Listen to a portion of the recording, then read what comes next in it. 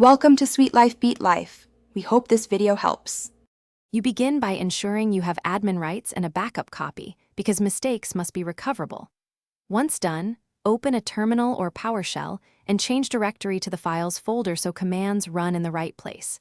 Make sure to check the current timestamps with dir or LSL so you know what will change. This avoids accidental overwrites. Now you're ready to run the first timestamp command. I'll show the exact syntax and why each option matters. You now run the command to set the new date and time. For Unix-like systems, use touch-t-yimd-dhmm, ss followed by the file name.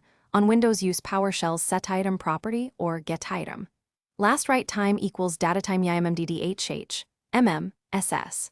Once executed, verify the change with stat or getItem and check creation versus modification fields.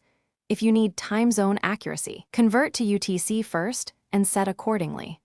Practice on the copy until the output matches expectations exactly. You finish by double-checking the file's creation, modification, and access times. Make sure all three reflect your intended values. If values didn't change, verify permissions and that no process is locking the file. Use LSOF or Resource Monitor to find locks.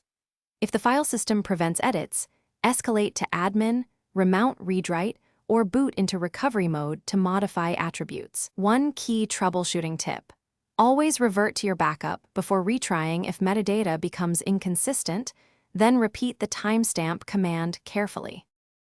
Thanks for watching. Consider subscribing if we helped you.